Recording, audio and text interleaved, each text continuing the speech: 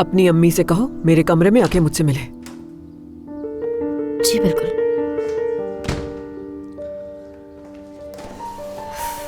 हद हो गई है, सब के सब एक साथ पीछे पड़ गए हैं मेरे। कितनी अजीब लड़की हो तुम सबा। हम एक ही जगह काम करते हैं, तुम्हें मेरी दिफा में बोलना चाहिए था, कुछ तो कहती तुम उनसे। क्या करती मैं?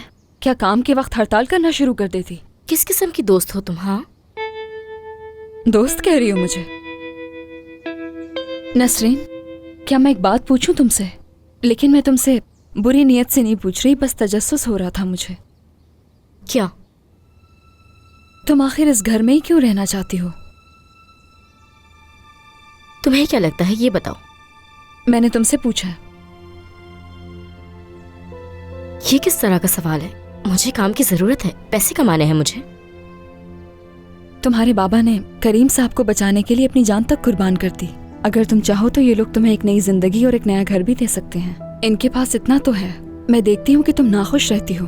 तुम्हें ये नौकरी करना, लोगों की इस तरह खिदमत करना पसंद नहीं, तो फिर तुम यहाँ क्यों रह रही हो? नहीं मालूम, मुझे लगता है कि मैं यहाँ महफूज हूँ, बस इसलिए। यही बात है।